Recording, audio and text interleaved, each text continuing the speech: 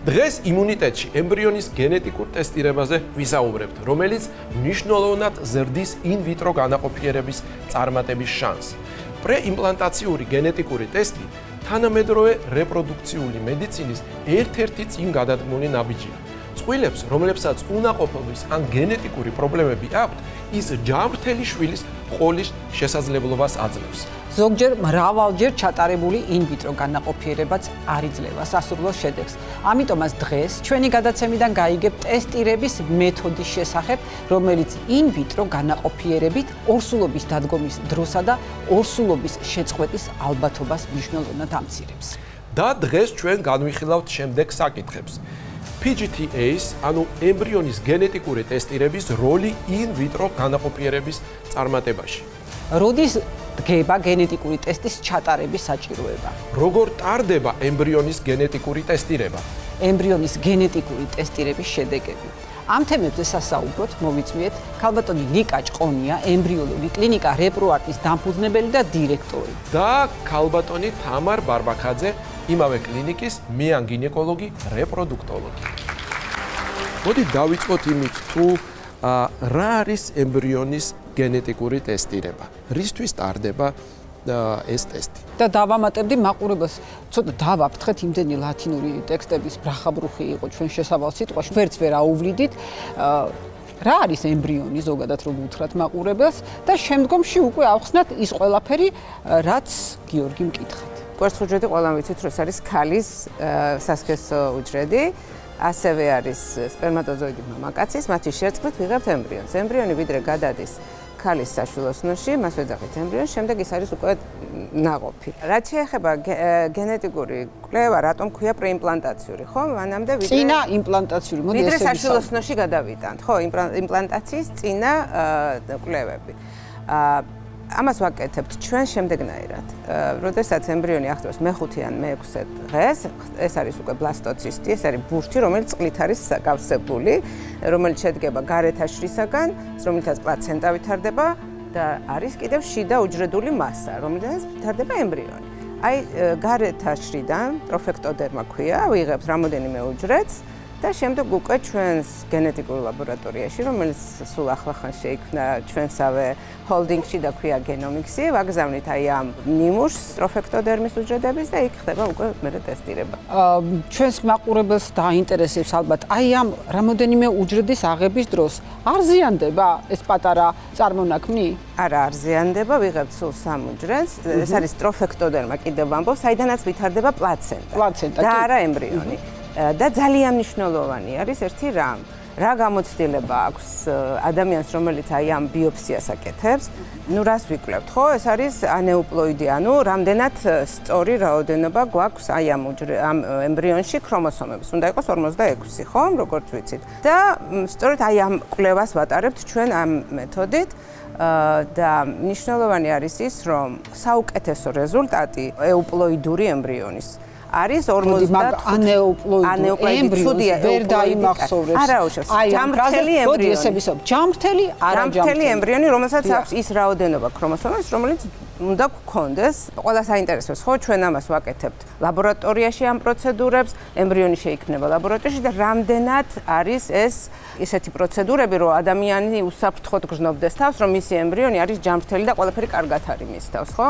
საერთოდ ესეთი კვლევაც არის ჩატარებული, როდესაც აბორტუსებზე გაკეთდა გენეტიკური კვლევები და აღმოჩნდა, რომ 70% მოშლების არის გენეტიკური პათოლოგიები. ოღონდ ეს არ იყო in vitro განაყოფიერებით შესახური, ეს სიმძიმე აწია, წაიქცა იმის გამო არა, ძირითადად არის ის, რომ თვითონ ეს ემბრიონი, რომელმაც მიაღწია საშვილოსნომდე, არ იყოს სიცოცხლის უნარიანი. კი ბატონო, არ იყოს. ოღონდ ეს არ იყო in vitro განაყოფიერებით შესახური ბავშვი, ეს არის ჩვეულებრივად ზოგადად პოპულაციაში ფიზიოლოგიური ორგანიზმის შემთხვევაში. ჩვენს მაყურებელს რომ განვუმარტოთ, ჩვენ როდესაც ვიღებთ ემბრიონს, კონკრეტული მამაკაცის და ქალბატონის გენეტიკური მასალების შეერთებით, რეალურად იმის შანსი რომ იყოს ცუდი, ასე ვთქვათ, მაყურებლისთვის გასაგებენაზე, რომელსაც არ აქვს სიცოცხლის უნარიანობა, ცუდი ემბრიონი შეიძლება იყოს in vitro განაყოფიერების წინ მოსამზადებელ პერიოდში, ასევე ჩვეულებრივი სქესობრივი კავშირის დროს წარმოქმნილი ემბრიონის შემთხვევაშიც. ამიტომ ეს უბრალოდ ბუნებრივი მოვლენაა, რომ პაციენტს არ შეეშინდეს, რომ არ იქა მაინდა-მაინც in vitro განაყოფიერების შემთხვევაში ვადაში მიღებული ემბრიონებისას ხდება ამ არაჯამთელი ემბრიონების წარმოშობა. ანუ გამოდის, რომ გენეტიკური ტესტირების შედეგად ჩვენ შეგვიძლია განსაზღვროთ თუ რამდენად შედეგიანი იქნება ინვიტრო განაყოფიერება. რეალურად ჩვენ შეგვიძლია განსაზღვროთ, რამდენად ვუმატებთ შანსს ამ პაციენტს, რომ უმოკლეს ვადაში მიიღოს ის სასურველი რეზულტატი.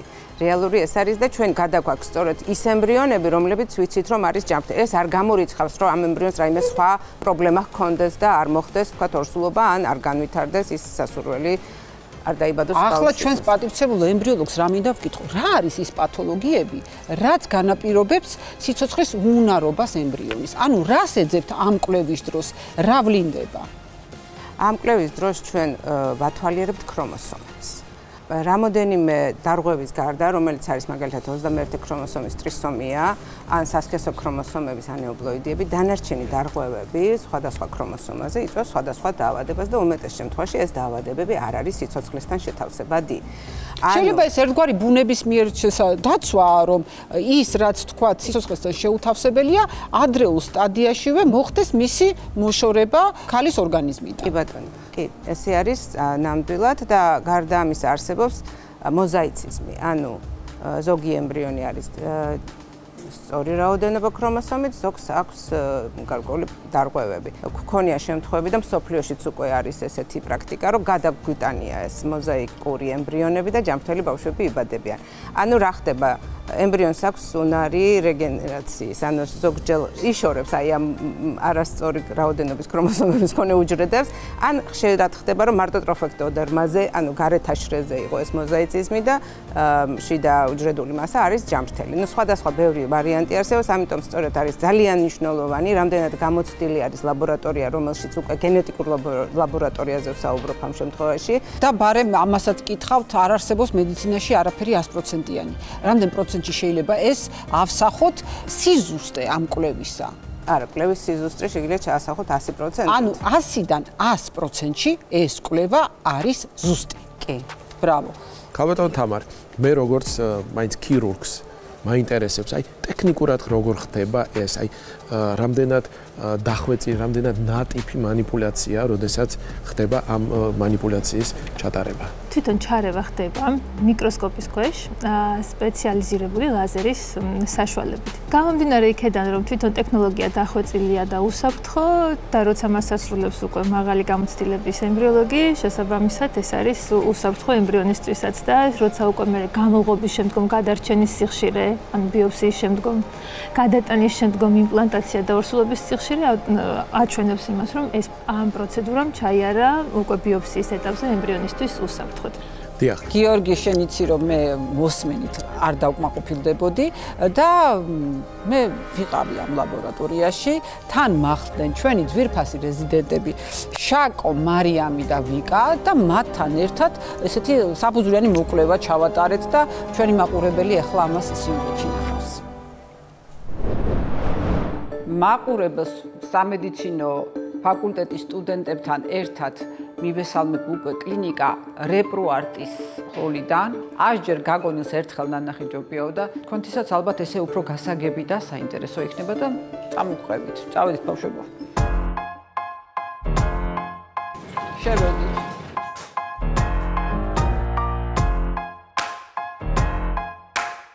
მე თვითონ ლაბორატორიაში შევდივარ. ჩვენი საყვარელი სტუდენტები სავარაუდოდ შუშიდან დაგვაკვირდებიან ეკრანიდან საოპერაციოდან. მე კი ბატონ ემბრიოლოგს უნდა ვთხოვო ბატონ თენგიზ ჟორჟოლაძეს, რომ გამიწიოს მეგზურობა. ეს აჯობოთ ემბრიოგენეზი არის აქ ემბრიონის განვითარება. ეს პირველ ფოტოზე არის კვერცხუჯრედი, როგორც გამოიყურება. შემდეგ უკვე არის განაყოფიერებული კვერცხუჯრედი, რასაც სპერმატოზოიდი და კვერცხუჯრედი შეხვდნენ ერთმანეთს და განაყოფიერდნენ. ჩანს ორი ცალი პირთვაკი აქვს, რითაც ხვდებით, რომ დედისეული და მამისეული. დედისგან და მამისგან აქვს გენეტიკური მასალა. შემდეგ უკვე იწყებს დაყოფას ემბრიონი, ხედავთ 2 უჯრედია, შემდეგ 4 უჯრედი, 6 უჯრედი, 8 უჯრედი და ასე ვითარდება და შემდეგ მიდის ბლასტოცისტის სტადიამდე. ეს არის უკვე დაახლოებით 200, შეიძლება ცოტა მეტი უჯრედი, რაც თვალით უკვე ვეღარ ვითვლით რა რაოდენობა, მაგრამ ვცნობთ ვიზუალურად ბლასტოცისტი რომელია და ეს არის ეტაპი, რის შემდეგაც ემბრიონი არ უნდა გადავიტანოთ უკვე დედის საშვილოსნოში, ან უნდა გავყინოთ და დაველოდოთ შემდეგ, როდესაც დედა მოემზადება, ან პირველ ბავშვს გააჩენს და მეორე ბავშვი მოუნდება. აი რამდენ ხანში ხდება ეს გაყიდვა? წამში ხდება ზუსტად მთელი ამის პრინციპი, ვიტრიფიკაციის პრინციპი არის, რომ ზუსტად ერთ წამში სითბოდან 20+25 გრადუსიან ოთახის ტემპერატურიდან ერთ წამში ხდება თხევადაზოში, რომლის ტემპერატურაც არის -16 გრადუსი. აბა ისე გვაჩვენებთ თქვენ კლინიკაში გადაღებული უფრო საინტერესოა. განახებთ ერთ-ერთ პროცედურაზე გეტყვით, ეს არის ემბრიონის ბიოპსია. ყველაზე მნიშვნელოვანი პროცედურა და ყველაზე მნიშვნელოვანი პროცესი არის ზოგადად ვიტრო განაყოფიერებაში. აი, მოგანახებთ ბლასტოცისტი, ამ ეტაპზე, როდესაც არის ემბრიონი, ჩვენ შეგვიძლია რომ ამ ემბრიონიდან გავაკეთოთ, ამ ემბრიონის ბიოპსია გავაკეთოთ, ავიღოთ რამდენიმე უჯრედი ამ ემბრიონიდან. სპეციალური მიკრომანიპულატორის საშუალებით, რომელიც აი აქ ხედავთ, ეს მიკროსკოპი არის, ესენი არის მიკრომანიპულატორი და ჩვენ ემბრიოლოგი ჯდება ამაზე და აკეთებს ემბრიონის ბიოპსიას. სასაკნე მინაზე თავსდება ემბრიონი. ჩვენ წინასწარ შეგვიძლია ვნახოთ, სანამ ემბრიონს გადავიტანთ დედის საშვილოსნოში, უკვე ვიცით მისი ქრომოსომული რაოდენობა არის კარგი, სწორი თუ არ არის. და აი ამ კანულების საშუალებით და თვითონ ის დაბოლოება ვერც დავინახავ და არც გამოჩნდება სავარაუდოდ. აქ არის რომლებსაც უბრალოდ ეს არის სპეციალური მიკროპიპეტები, რომლებიც არის ხელნაკეთი და არის ძალიან წვრილი შუშის მიკროპიპეტებია. ანუ ამ მიკროსკოპს ამ მოწყობილობას აქვს საშუალება რომ თქვენ ჩაიწეროთ ეს ყველაფერი და თუ მოგთხოვთ პაციენტი ეს ყველაფერი აჩვენოთ. პაციენტს ყოველთვის უგზავნით ჩვენ რაღაც მასალებს. ეს არის ემბრიონის ბიოპსიის პროცედურა. აქ გარშემო აქვს ზონა პელუცი და ქვია, გარსი არის ემბრიონის, რომელიც არის ჩვენს მიერ დარღვეული სპეციალურად ლაზერი გვაქვს სპეციალური მიკროსკოპზე და ამ ლაზერის საშუალებით უარღვევთ ზონა და შემდეგ ემბრიონი უკვე იწყებს გარეთ გამოსვლას. ხოთ როგორ ხდება უჯრედების აღება. რამოდენიმე უჯრედი მოძრაობა თვითონ ემბრიონს უკვე. და ემბრიონი ეგრევე გაიყინება, კარგად იგრძნობს თავს, არავინ აღარ აწუხებს ამ ემბრიონს, ხოლო ეს მასალა, ბიოპსირებული მასალა გაიგზავნება გენეტიკის ლაბორატორიაში. სადაც ჩვენ დღეს გადავალთ და ნახავთ, ხო? კი, და იქ გაკეთდება უკვე ანალიზი. წინასწარ უკვე პაციენტმა იცის რომელი ემბრიონი შეუძლია გადაიტანოს და რომლისგან მიიღებს ორსულობას და თუ მიიღებს ორსულობას ძალიან ნაკლები შანსი არის ეს ორსულობა შეწყდეს. მადლობა დიდი. წარმატებები.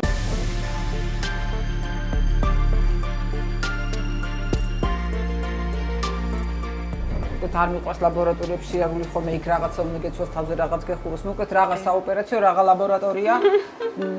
აქ რა ხდება? თუ აქ ვერ შევდივართ არა? აქ ვერ შევდივართ, იმიტომ რომ ეს არის პრეპისიარ ოთახი, ეს დაცულია, აქ მოდის ემბრიონის უჯრედები. შესაბამისად, ყველა შესვლა არ შეიძლება. მოდი გადმოვინაცვლოთ აქეთა ოთახში. რომ მაქსიმალურად კი, მაქსიმალურად სისუფთავე უნდა დავიცვათ, რომ დაბინძურება არ მოხდეს. ანუ, როდესაც ქალბატონი მიდის უშვილობის გამო ექიმთან და ემზადება in vitro განაყოფიერებისთვის, ამ ქალბატონს უტარებენ სპეციალურ მკურნალობას, მოსამზადებელ პერიოდს, იღებენ მისგან ემბრიონების გარკვეულ რაოდენობას, ადრე არ იყო ეს კვლევა და ეს ემბრიონები ბრმად გადაიტანებოდა საშვილოსნოს ხრუში და ის დაბალი მაჩვენებელი დაფეხმძიმების ზუსტად იმის გამო იყო, რომ არ იცოდნენ როგორი ხარისხის ემბრიონი ხდებოდა საშვილოსნოს ხრუში და ხშირი იყო ესეთი აბორტები. ამასობაში მეცნიერება განვითარდა და ეს ყველაფერი საშუალებას იძლევა, რომ ყველა ემბრიონის გადატანა საშვილოსნოს ხრუში იყოს ბევრად უფრო ეფექტური და შედეგიანი. ჩვენთან გენომიქსის ლაბორატორიაში სხვა კვლევებთან ერთად ტარდება პრეიმპლანტაციური გენეტიკური ტესტირება, იგივე PGT-A. რაც ნიშნავს PGT-A, როგორც თქვენ ახსენეთ, როდესაც ჩვენთან მოდის ემბრიონის უჯრედები, ჩვენ მასზე ვატარებთ კვლევას. ამ ემბრიონის უჯრედებიდან ჩვენ გამოგვაქვს გენეტიკური მასალა, გამოვყოფთ მას და შემდგომ ამ გენეტიკური მასალის გაანალიზება ხდება ჩვენი თანამედროვე მოწყობილობებით და ტექნოლოგიებით.